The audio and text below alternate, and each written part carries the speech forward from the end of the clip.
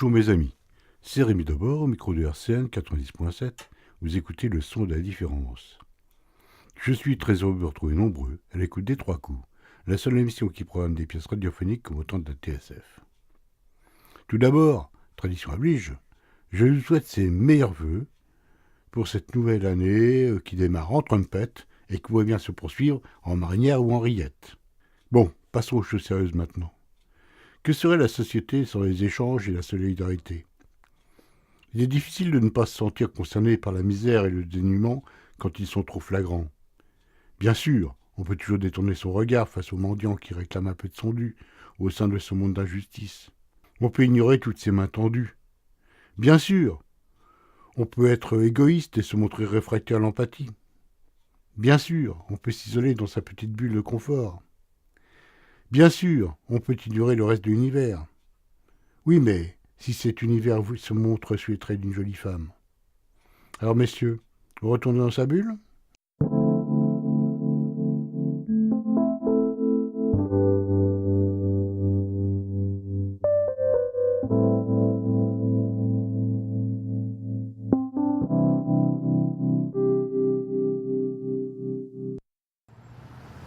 Excusez-moi, monsieur, puis-je vous poser une question ? Mais bien entendu, madame, avec plaisir.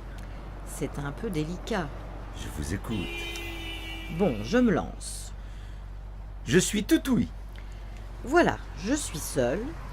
Il fait froid, la nuit ne va pas tarder à tomber, et j'ai peur. Oui, et alors ? Ben, tout ça, quoi. Toute seule la nuit dans le froid, j'ai peur. Je comprends, mais en quoi puis-je vous aider ? C'est bien la question. Pouvez-vous m'aider ? Oui, bien sûr. J'avais compris le sens général. Mais concrètement ? Je ne sais pas. J'attends vos propositions. C'est très gênant comme situation.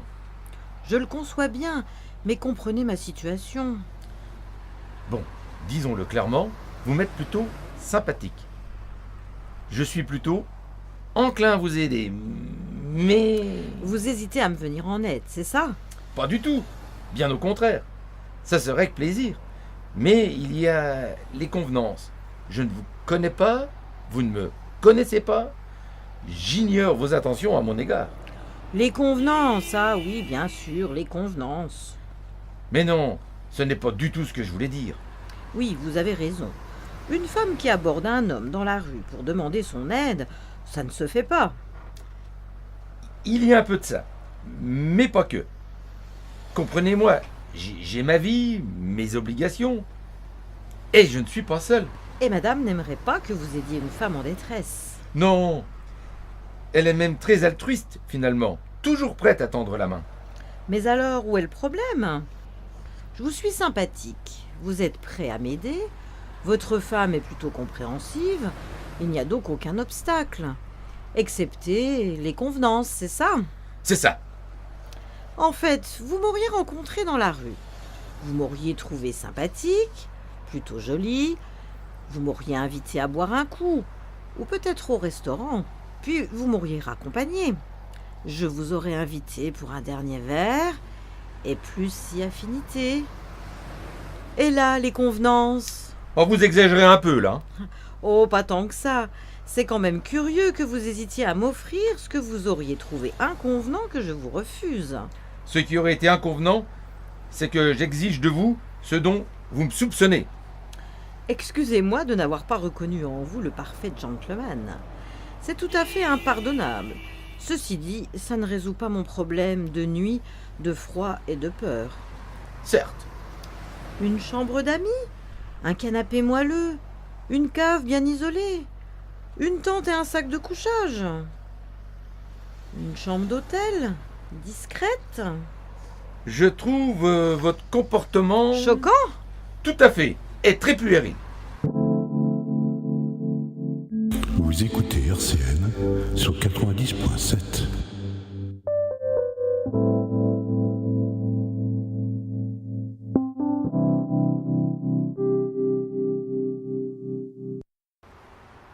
En fait, qui êtes-vous ? Bien habillé ? Propre ? Coiffé ? Maquillé ? Vous n'êtes pas une SDF, c'est sûr. Vous êtes quoi? Une femme battue, en rupture de mari? Une bourgeoise, en mal d'aventure? Une amie de ma femme qui a décidé de tester ma fidélité? Non, juste une voyageuse qui cherche un toit et un peu de chaleur humaine. C'est tout de même étrange comme comportement, vous ne trouvez pas? Non, pourquoi? Vous vous adressez à un inconnu de la rue. Vous lui demandez le gîte et le couvert. Comme ça, de but en blanc. Vous trouvez ça normal? Bien sûr, dans une société civilisée, il est normal que deux individus s'entraident face à une situation de détresse. Ça s'appelle l'empathie. Empathie. Mais bien sûr, vous savez à quoi ça me fait penser, vos approches? À du racolage, ni plus ni moins. Oh, comme vous y allez. J'ai parlé d'hébergement, de chaleur humaine, pas de coucherie que je sache. Les hommes sont quand même bizarres parfois. Oh, il y a aussi des spécimens bizarres du côté des femmes. Hein. Bien, je vois. Le spécimen féminin vous remercie pour ces quelques minutes de partage intense. Je vais tenter ma chance avec quelqu'un d'autre. Attendez, on peut discuter quand même. Avouez que votre démarche n'est pas banale. Et qu'elle a de quoi surprendre. Il est vrai que je dois reconnaître... Nous sommes bien d'accord. Le contexte n'est pas banal. J'ai tout à fait compris votre démarche, Mais mon approche peut sembler choquante, vous avez raison. Mais alors, que faire? Comment une femme respectable peut-elle demander de l'aide à un monsieur bien sous tout rapport sans passer pour une prostituée? Le ciel m'est témoin qu'à aucun moment j'ai songé à vous comme une... Pute! Ah, encore moins! Parce que vous faites une différence entre la pute et la prostituée. C'est tout à votre honneur, remarquez. On peut mépriser la profession sans y ajouter l'opprobre. Oui, en quelque sorte. Mais jamais, au grand jamais. Je sais, jamais au grand jamais, vous n'avez vu en moi une étaïre. Étaïre, c'est un joli mot, vous ne trouvez pas? Maintenant, on dit escort girl, mais ça veut toujours dire la même chose. Nous pourrions peut-être clore ce chapitre, vous ne croyez pas? Vous avez sans doute raison. Bien que cette digression ait été salutaire pour la bonne compréhension de cette situation. Venons-en au fait. Vous avez raison, donc je résume. Point numéro 1, pouvez-vous m'héberger? Combien de temps? Allons, ne brûlons pas les étapes. Convenons d'abord d'un cadre, puis ensuite, une fois ce cadre clairement défini, nous en viendrons aux détails sordides. Donc, vous héberger. A priori, oui. Pourquoi pas? un petit pas pour l'homme, mais un bond gigantesque pour la suite. Admettons. On peut savoir dans quelles conditions l'hébergement? Une chambre sous les combles. C'est spartiate, mais il y a un lit et une armoire. Et un fauteuil, me semble-t-il. Quid du lit ou du fauteuil, au point de vue confort? Vous verrez bien l'usage. Oui, qu'importe, après tout. À cheval donné, on ne regarde pas les dents. Il semble que le lit soit de bonne qualité si j'en crois le nombre de fois où ma femme s'y est endormie. Vous faites chambre à part? Il paraît que je ronfle. Je vois, c'est très ennuyeux. Si vous ronflez et que j'occupe le refuge de votre femme, cela risque de compromettre notre arrangement. C'est un grand lit, donc si vous ne ronflez pas... C'est que je n'en sais rien. Personne ne m'en a fait la remarque jusqu'à présent. Votre mari, votre ami, Je n'ai rien de tout ça. votre ami... Non plus. Je suis pour la solitude. Vous êtes pour la pratique solitaire. Vous venez de perdre un point. 1000 excuses. Radio Carré Nancy, le son de la différence.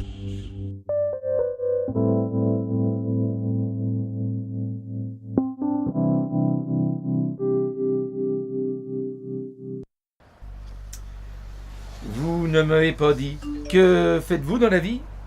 Je voyage. Seul? Toujours solitaire. Vous l'avez souligné tout à l'heure. Et où sont vos bagages? Tout est dans mon sac. Vous voyagez léger. Je n'aime pas m'encombrer de choses inutiles. Certes. Mais entre sobriété et dénuement, il y a bien à y avoir une marge, non? Les femmes sont connues pour avoir besoin d'une grande garde-robe fournie répondant à toutes les circonstances. Et des chaussures assorties. Vous vous nourrissez de clichés, vous, je me trompe? Cliché, cliché. Je suis marié, tout simplement. Peut-être, mais pas avec moi. C'est bien dommage. J'aurais pu m'offrir enfin le coupé sport dont je rêve depuis longtemps, mais que je ne peux acheter faute d'un coffre suffisant pour y loger les bagages de madame. Vous pourriez aussi faire voiture à part. C'est amusant. Et vous-même, vous faites quoi dans la vie? Rien. Ce doit être très ennuyeux, non? Oui, parfois, mais je trouve de saines occupations. La lecture, le cinéma, les promenades, les rencontres insolites avec des voyageuses sans bagages. Oui, finalement, ça semble très enrichissant. Mais est-ce suffisant pour remplir une vie? Non, sans doute. Mais pour ça, il y a le rêve, les rêves. Peut-on les connaître? On peut rêver d'une aventure avec une voyageuse. Bof, qui vous dit que ce ne serait pas un cauchemar? Rien ne dit que ce serait vous, la voyageuse de rêve. Méfiez-vous des voyageuses qui hantent les routes. Elles ont parfois connu de telles situations et de tels périls qu'elles sont devenues dangereuses. Méfiez-vous de leur air innocent et leur apparente candeur. Je prends note. Mais ces voyages, où vous mènent-ils? Nulle part et partout. Si le voyage a un but, ça s'appelle un trajet, pas un voyage. Le but du voyage, c'est le voyage lui-même.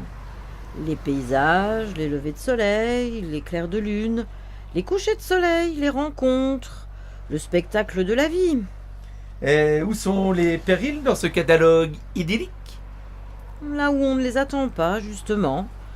Dans les paysages, au lever du soleil, au crépuscule, sous la lune, au hasard des rencontres, dans des chambres d'amis.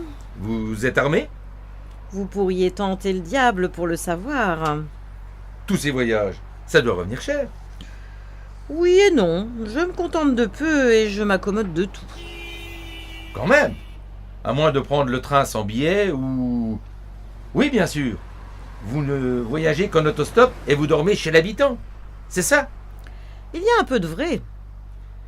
En somme, vous êtes une sorte de clochard organisé. Vous voyagez au crochet de la société. Vous profitez de la générosité des gens. Ciel, je suis percée à jour. Adieu la petite chambre d'amis avec le grand lit.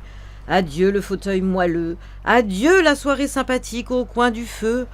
Je vais tenter ma chance ailleurs. Attendez, vous n'allez pas partir comme ça. Même si je n'approuve pas vos méthodes, le procédé n'a rien de vraiment répréhensible. Et puis, après tout, le récit de vos voyages peut sans doute valoir votre écho. Là, je crois que vous venez de décrocher 2 étoiles. Peut-être plus, pour peu que le repas soit bon. Vous notez vos hébergements? Mais bien sûr, vous figurerez en bonne place dans le prochain guide du voyageur intergalactique. Intergalactique? C'est bien les terriens, ça. Ils se croient toujours seuls dans l'univers. Allons voir si ce fauteuil est vraiment moelleux. C'était Rencontre du quatrième type, une pièce radiophonique de Rémi Debord, avec par ordre d'entre monde, la voyageuse Nathalie Treuillet, le passant Jean-Marie Marlier. Le scénario, les dialogues et musique additionnels sont de votre serviteur, bruitage, mixage et mise en boîte RDB-com. C'est une coproduction RCN et une réédition. Et voilà, c'est fini pour aujourd'hui. Vous restez au boulot, ou allumez la télé, ou continuez à écouter le son de la différence sur RCN 90.7. Je vous souhaite une bonne fin d'après-midi et je vous donne rendez-vous le mois prochain, toujours le 4e mercredi, toujours à 17h, pour une nouvelle édition des 3 coups. Au revoir!